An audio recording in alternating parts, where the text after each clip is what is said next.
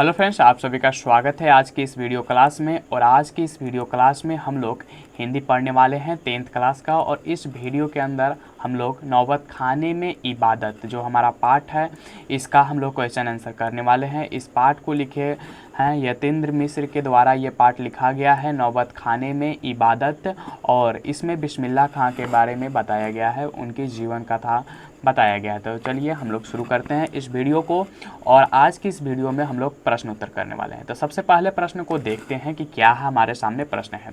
प्रश्न है कि संगीतमय कचौड़ी का आप क्या अर्थ समझते हैं। ठीक है, यानी कि संगीतमय कचौड़ी का क्या अर्थ है ये आपको बताना है। तो पाठ के आधार पर हम यहाँ पर उत्तर लिखेंगे, जो हमारा पाठ है उसी के आधार पर लिखेंगे यहाँ पर कि कुलसुम हलवाइन। ठीक है, कुलसुम हलवाइन की कचौड़ी संगीतमय कचौड़ी कहा गया है। ठीक है, कुलसुम हलवाइन थी जिनकी कचौड़ी को क्या संगीतमय कचौड़ी कहा गया है। वह जब बहुत गर्म घी में कचौड़ी डालती थी तो उस समय छन से आवाज़ उठती थी, जिसमें अमीरुद्दीन, ठीक है, अमीरुद्दीन जो कि आगे चलकर बिस्मिल्लाह खां के नाम से प्रसिद्ध हुए, ठीक है, को संगीत के आरोह अवरोह की आवाज़ सुनाई देती है। यहाँ पर आरोह अवरोह के जगह पर आप उतराव चढ़ाव की आवाज़ सुनाई देती है लिख भी सकते हैं, इसीलिए कचौड़ी को संगीतमय कचौड़ी कहा गया है। ठीक है, यानी कि हमारे जो बिस्मिल्लाह खां हैं जो कि अमीरुद्दीन थे, उन्हें बचपन से ही संगीत से लगाव था और वे कचौड़ी के छन के आवाज़ को भी वह संगीत से जोड़ा करते थे। तो यही था इस प्रश्न का उत्तर। हम लोग इस तरह से लिखेंगे। आप चाहें तो वीडियो को रोककर आप इस प्रश्न उत्तर को अपने नोटबुक में लिख सकते हैं। चलिए अगला प्रश्न देखते हैं। यहाँ पर हमारे सामने प्रश्न है कि सुशीर वाद्य किन्हें कहा जाता है। शहनाई शब्द की व्युत्पत्ति किस प्रकार हुई। यहाँ पर एक ही प्रश्न में एक ही साथ दो प्रश्न पूछा गया है। ठीक है, एक ही साथ आपसे दो प्रश्न पूछा गया है। तो चलिए पाठ के आधार पर इसका उत्तर देख लेते हैं कि हम क्या लिखेंगे। लिखेंगे कि सुशीर वाद्य ऐसे वाद्य हैं जिसमें, ठीक है, जिसमें नाड़ी, ठीक है, नाड़ी यानी नरकट या रीढ़ होता है, जिन्हें फूंक कर बजाया जाता है। ठीक है, क्या किया जाता है, फूंक कर बजाया जाता है। अरब देशों में ऐसे वाद्य को नए कहा जाता है। ठीक है, और उसमें शाह को शहनाई की उपाधि दी गई है क्योंकि यह वाद्य मुरली सरंगी जैसे अनेक वाद्यों से अधिक मोहक है। ठीक है, तो ये हमारा प्रश्न था कि सुशीर वाद्य किन्हें कहा जाता है। तो सुशीर वाद्य उन्हें कहा जाता है जिन्हें फूंक कर बजाया जाता है। ठीक है, जिन्हें फूंक कर बजाया जाता है उन्हें सुशीर वाद्य कहा जाता है। ठीक है, और इसमें जो नए पर शाह की उपाधि लगाने से शहनाई बनती है। तो ये प्रश्न था। आप चाहें तो वीडियो को रोक लीजिए और नोटबुक पर अपना प्रश्न उत्तर लिख सकते हैं। वीडियो अगर अच्छी लग रही है तो लाइक कीजिए। यदि आपके मन में कोई विचार है या फिर आप हमें कोई सुझाव देना चाहते हैं तो नीचे कमेंट बॉक्स में ज़रूर लिखिए अपनी बात को। ठीक है, चलिए प्रश्न को देखते हैं कि पठित पाठ के आधार पर मुहर्रम पर्व से बिस्मिल्लाह खां के जुड़ाव का परिचय दिए। ठीक है, यानी जो हमारा पाठ है उसके आधार पर जो उसमें बात किया गया है उसके आधार पर बिस्मिल्लाह खां का मुहर्रम से क्या जुड़ाव है इस पर आपको बताना है। इसका उत्तर हम लोग लिखेंगे कि मुहर्रम से बिस्मिल्लाह खां का अत्यधिक जुड़ाव था। ठीक है, उनका अत्यधिक जुड़ाव था। मुहर्रम के महीने में वे न तो शहनाई बजाते थे और न ही किसी संगीत कार्यक्रम में सम्मिलित होते थे। यानी कि वे मुहर्रम के महीनों में ना संगीत बजाते थे और ना ही कहीं संगीत कार्यक्रम में सम्मिलित होते थे। ठीक है, मुहर्रम की 8वीं तारीख को बिस्मिल्लाह खां खड़े होकर ही शहनाई बजाते थे। वे दाल मंडी में, ठीक है, वे दाल मंडी में फतमान के लगभग 8 किलोमीटर की दूरी तक रोते हुए नहा बजाते पैदल जाते थे। ठीक है, यानी कि जो हमारे बिस्मिल्लाह खां थे उनका जुड़ाव मुहर्रम से और बहुत ही ज़्यादा था। और वे मुहर्रम में ना तो संगीत कार्यक्रम करते थे और ना ही शहनाई बजाया करते थे। तो ये उनसे जुड़ाव था हमारे बिस्मिल्लाह खां का। तो चलिए आगे बढ़ते हैं अपने अगले प्रश्न की तरफ। प्रश्न यहाँ पर हमारे सामने है कि बिस्मिल्लाह खां जब काशी से बाहर प्रदर्शन करते थे तो क्या करते थे, इससे हमें क्या सीख मिलती है। यानी कि बिस्मिल्लाह खां जब काशी के बाहर जाकर संगीत प्रदर्शन करते थे तो क्या करते थे, इसके बारे में आपको बताना है। तो पठित पाठ के आधार पर हम लोग इसका उत्तर लिखेंगे कि बिस्मिल्लाह खां जब कभी काशी से बाहर होते तब भी वो काशी विश्वनाथ को नहीं भूलते थे। ठीक है, वे काशी विश्वनाथ को नहीं भूलते थे। काशी से बाहर रहने पर वे उस दिशा में मुँह करके थोड़ी देर तक शहनाई अवश्य बजाते थे। इससे हमें धार्मिक दृष्टि से उदारता एवं सामान्यता की सीख मिलती है। हमें धर्म को लेकर किसी प्रकार का भेदभाव नहीं रखना चाहिए। ठीक है, हमें किसी भी धर्म को लेकर भेदभाव नहीं रखना चाहिए। यही सीख मिलती है हमें बिस्मिल्लाह खां से, क्योंकि वह जब भी काशी से बाहर होकर बाहर बजाते थे, संगीत प्रदर्शन करते थे, तो वो अपने मुंह को काशी विश्वनाथ की दिशा में यानी काशी की दिशा में कर अवश्य मतलब शहनाई बजाया करते थे, जो कि उन्हें धार्मिक सामान्यता को वो स्वीकार करते थे। वो धर्म के आधार पर भेदभाव नहीं किया करते थे। यही हमें सीख मिलता है। चलिए आगे बढ़ते हैं अपने अगले प्रश्न की तरफ।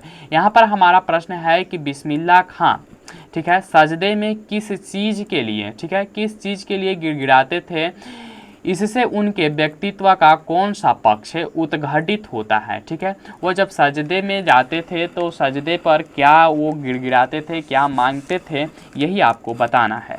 चलिए, तो पाठ के आधार पर हम लोग जो पाठ के अंदर पढ़े हैं उसके आधार पर यहाँ पर हम उत्तर लिखेंगे कि बिस्मिल्लाह खां जब इबादत में, ठीक है, जब बिस्मिल्लाह खां इबादत में खुदा के सामने झुकते थे तो सजदे में, ठीक है, सजदे में गिड़गिड़ाकर खुदा से सच्चे सूर का वरदान मांगते थे। क्या मांगते थे? वो सच्चे सूर का वरदान मांगते थे। इससे पता चलता है कि खान साहब धार्मिक संवेदनशील एवं ठीक है, धार्मिक संवेदनशील एवं निर्भिमानी थे। ठीक है, निर्भिमानी थे, संगीत साधना हेतु समर्पित थे, अत्यंत विनम्र थे। ठीक है, यानी कि जो हमारे बिस्मिल्लाह खां थे वो अपने खुदा से, अपने ईश्वर से ये मांगते थे कि उन्हें सच्चा सुर प्रदान करे। ठीक है, उन्हें सच्चा सुर प्रदान करे, क्योंकि उन्हें संगीत से बहुत ज़्यादा लगाव था। ठीक है, संगीत साधना में वो खुद को समर्पित करना चाहते थे। तो चलिए आगे बढ़ते हैं अपने अगले प्रश्न की तरफ। प्रश्न यहाँ पर हमारे सामने है कि आज स्पष्ट करें काशी संस्कृति की पाठशाला है। काशी संस्कृति की पाठशाला है। ठीक है, यहाँ पर प्रश्न को बढ़िया से पढ़िए कि आज से स्पष्ट करना है आपको कि काशी संस्कृति की पाठशाला है। चलिए यहाँ पर हम लोग उत्तर लिखते हैं कि काशी को संस्कृति की पाठशाला कहा गया है। यह भारत की, ठीक है, यह भारत की ज्ञान नगरी रही है। यहाँ भारतीय शास्त्रों का ज्ञान है। यहाँ कला शिरोमणि रहते हैं। यहाँ का इतिहास पुराना है। यह प्रकांड यहाँ पर होगा। ठीक है, यहाँ प्रकांड विद्वानों, धार्मिक गुरुओं तथा कला प्रेमियों की नगरी है। ठीक है, यह होगा। ठीक है, यह द प्रकांड विद्वान, धार्मिक गुरुओं तथा कला प्रेमियों की नगरी है, अर्थात काशी संस्कृति विकास का मूल केंद्र है। यानी कहने का साफ अर्थ है कि काशी जो है हमारा वो संस्कृति के विकास का मूल केंद्र रहा है। इस पाठ के आधार पर यही बताया गया है आपको कि काशी संस्कृति की पाठशाला है। ठीक है, चलिए आगे बढ़ते हैं अपने अगले प्रश्न की तरफ। यदि आपके मन में कोई विचार है, कोई प्रश्न है, तो आप नीचे कमेंट बॉक्स में ज़रूर लिखकर हमसे पूछ सकते हैं। हम आपको जवाब देने की हर कोशिश करेंगे। ठीक है, तो चलिए प्रश्न को देखते हैं। पहले, डुमराव की महत्ता किस कारण से है? ठीक है, ये आपको बताना है कि आखिर डुमराव की महत्ता किस कारण से है। तो यहाँ पर हम लोग उत्तर अपने पाठ के आधार पर लिखेंगे कि डुमराव की महत्ता शहनाई के कारण है। ठीक है, डुमराव की जो महत्ता है वह शहनाई के कारण है। प्रसिद्ध शहनाई वादक बिस्मिल्लाह खां का जन्म डुमराव में हुआ था। बिस्मिल्लाह खां का जन्म कहाँ हुआ था? डुमराव में हुआ था। देखिए यहाँ पर एक ऑब्जेक्टिव क्वेश्चन आपसे बन रहा है, तो ये पूछा जा सकता है आपके परीक्षा में। ठीक है, कि पूछा जा सकता है कि बिस्मिल्लाह खां का जन्म कहाँ हुआ था। तो आपको याद रखना होगा उनका जन्म डुमराव में हुआ था। कहाँ हुआ था? डुमराव में हुआ था। ठीक है, आगे बढ़ते हैं। शहनाई बजाने के लिए, ठीक है, शहनाई बजाने के लिए जिस रीड का प्रयोग होता है, जो एक विशेष प्रकार की घास है। ठीक है, जो एक विशेष प्रकार की घास है जो कि नरकट से बनाई जाती है। कैसे बनाई जाती है? नरकट से बनाई जाती है और बनाई जाती है। वह डुमराव में सोन नदी के किनारे पाई जाती है। खास बात यह है कि जो शहनाई बजाने के लिए जिस घास यानी नरकट का जो है उसका प्रयोग किया जाता है वह डुमराव के सोन नदी के किनारे मिलता है। तो इसलिए इसका महत्व और भी बढ़ जाता है, और इसका महत्व इसलिए भी बढ़ता है क्योंकि डुमराव में ही महान जो शहनाई वादक थे, प्रसिद्ध शहनाई वादक बिस्मिल्लाह खां का जन्म भी डुमराव में हुआ था। चलिए आगे बढ़ते हैं अपने अगले प्रश्न की तरफ। यहाँ पर प्रश्न है कि आज से स्पष्ट करें कि फटासुर, ठीक है, फटासुर न बस को लुंगिया का क्या है, आज फटी है तो कल सिल जाएगा। यानी कि कभी कहते हैं कि फटासुर, ठीक है, फटासुर ना बक्सो, यानी कि फटासुर ना बक्सो लुंगिया का क्या है, आज फटी है तो कल सिल जाएगा। यानी कि फटासुर से अच्छा फटी लुंगी है, आज फटी है तो कल सिल जाएगी, ठीक है, कल सिल जाएगी। तो चलिए ये जो हमारा प्रश्न था तो इसका आज से हम लोग स्पष्ट करेंगे अपने पाठ्य के आधार पर, जो इस पाठ के अंतर्गत पढ़ाया गया है, बताया गया है, उसी के आधार पर हम लोग इसका आज से स्पष्ट करेंगे। तो चलिए शुरू करते हैं इसके उत्तर को। यहाँ पर लिखा हुआ है कि बिस्मिल्लाह खां फराया खुदा से दुआ मांगा करते थे, ठीक है, वो खुदा से दुआ मांगा करते थे कि उन्हें सच्चा सुर बख्श दें जो संगीत की कसौटी पर हर दृष्टि से पूर्ण तथा खरा है। वह एक दिन, ठीक है, एक दिन जब उनकी शिष्या ने उनकी फटी लुंगी को बदलने का आग्रह किया तो उत्तर देते हुए कहा कि लुंगी तो सिली या बदली जा सकती है पर सुर सुरीला होना चाहिए, बेसुरा नहीं। तो यहाँ पर इस बात से साफ पता चलता है कि बिस्मिल्लाह खां जो थे वो संगीत प्रेमी थे, वो संगीत से बहुत ज़्यादा प्रेम करते थे, वह संगीत पर समर्पित थे, खुद को संगीत में समर्पित किए हुए थे, और इसीलिए उन्होंने कहा था कि हमें जो सूर मिले तो सूर फटासूर ना होना चाहिए, फटी लुंगी हो तो वो आज नहीं तो कल सिली जा सकती है या बदली जा सकती है। तो चलिए आगे बढ़ते हैं अपने अगले प्रश्न की तरफ।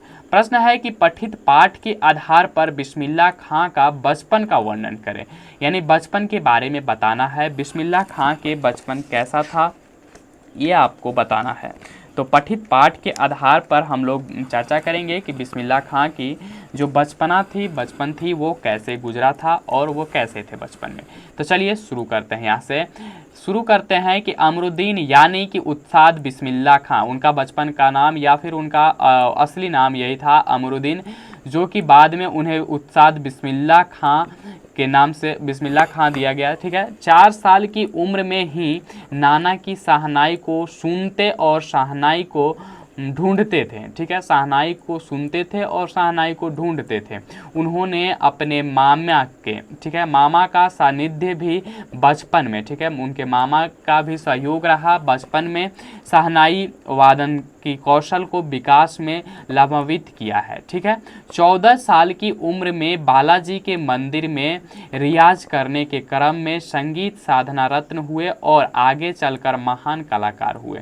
यानी कि 14 साल के उम्र में वे बालाजी के मंदिर में जाकर रियाज किया करते थे और आगे चलकर वही रियाज के कारण वे आगे चलकर एक महान कलाकार हुए। यानी कि उनके संगीत में उनके मामा, उनके नाना का भी हाथ रहा है, ठीक है, उनके मामा का भी हाथ रहा है। तो इसीलिए यहाँ पर उनके बचपन में जब भी वो बचपन में जब वो छोटा थे, 4 साल के थे, तो वो नाना की शहनाई को सुना करते थे। जब उनके नाना बजाया करते थे तो वो सुना करते थे, और उनके शहनाई के जो विकास में, जो शहनाई की कौशल के विकास में उनके मामा जी का भी योगदान था। चलिए आगे बढ़ते हैं अपने अगले प्रश्न की तरफ। यहाँ पर प्रश्न हमारे सामने आया है कि बिस्मिल्लाह खां का मतलब बिस्मिल्लाह खां की शहनाई है, ठीक है, बिस्मिल्लाह खां कहने का मतलब है बिस्मिल्लाह खां की शहनाई। एक कलाकार के रूप में बिस्मिल्लाह खां का परिचय पाठ के आधार पर दें, यानी कि जो पाठ में बताया गया है उसी के आधार पर बिस्मिल्लाह खां के बारे में आपको बताना है, ठीक है। अथवा यानी कि अगला प्रश्न, अथवा यानी कि इस प्रश्न और एक और प्रश्न है, ठीक है। एक कलाकार के रूप में बिस्मिल्लाह खां का परिचय नौबत खाने में इबादत शीर्षक पाठ के आधार पर दें। तो ठीक है, इस प्रश्न, दोनों प्रश्न का हम लोग उत्तर इस तरह से लिखेंगे। यहाँ पर हम लोग लिखेंगे उत्तर को कि बिस्मिल्लाह खां एक उत्कृष्ट कलाकार थे। शहनाई के माध्यम से, ठीक है, शहनाई के माध्यम से उन्होंने संगीत साधना को ही अपना जीवन माना, ठीक है, जीवन मान लिया था। शहनाई वादक के रूप में, शहनाई वादक के रूप में वो अद्वितीय पहचान बना लिए थे। बिस्मिल्लाह खां का मतलब, बिस्मिल्लाह खां का मतलब है बिस्मिल्लाह खां की शहनाई, ठीक है, बिस्मिल्लाह खां कहने का मतलब ही हुआ बिस्मिल्लाह खां की शहनाई। शहनाई का तात्पर्य है बिस्मिल्लाह खां का हाथ, ठीक है, शहनाई का जो शहनाई का तात्पर्य है बिस्मिल्लाह खां का हाथ, और हाथ से आज से इतना भर है कि बिस्मिल्लाह खां की फूंक और शहनाई की जुदाई आवाज़, ठीक है, फूंक और शहनाई की जुदाई आवाज़ पर असर हमारे सिर चढ़कर बोलने लगता है, ठीक है। खां साहब की शहनाई से 7 सुरताल के साथ निकल पड़ते थे। इसका संसार सुरीला था, इनका संसार सुरीला था। इनकी शहनाई में परवरदिगार गंगा मैया, ठीक है, परवरदिगार गंगा मैया उत्साद की नसीहत उतर पड़ती थी। खां साहब और शहनाई एक दूसरे के पारियार बनकर संसार के सामने उभरे। तो कहने का मतलब ये है कि बिस्मिल्लाह खां संगीत प्रेमी थे, उन्हें शहनाई बजाने में आनंद आता था, वे शहनाई बजाने और संगीत के लिए समर्पित थे। तो यानी कि बिस्मिल्लाह खां कहने का मतलब ही हुआ बिस्मिल्लाह खां की शहनाई। तो आज की इस वीडियो में बस हम लोग यही थी। तो आज की इस वीडियो को हम यहीं पर समाप्त करते हैं। यदि वीडियो आपको अच्छी लगी तो इसे लाइक कीजिए, आप चैनल को सब्सक्राइब कर लीजिए और दोस्तों के साथ शेयर भी कर लीजिए। सब्सक्राइब करने के साथ ही आपको एक बेल आइकन मिलेगा, उसे भी क्लिक कर लीजिए ताकि हम नए वीडियो को जैसे ही अपलोड करें तो आपको जानकारी मिल सके। और हम नए वीडियो बहुत जल्द ही लेकर आने वाले हैं इस चैनल पर, और भी सब्जेक्ट की वीडियो अपलोड की जाएगी अब जल्द, ठीक है। तो इसलिए इस चैनल पर बने रहिए हमारे साथ। यदि आपके मन में कोई विचार है, कोई सवाल है तो नीचे कमेंट बॉक्स में ज़रूर लिखिए। मिलते हैं अगले वीडियो में किसी अगले टॉपिक के साथ, किसी अगले विषय के बात को लेकर, ठीक है। चलिए।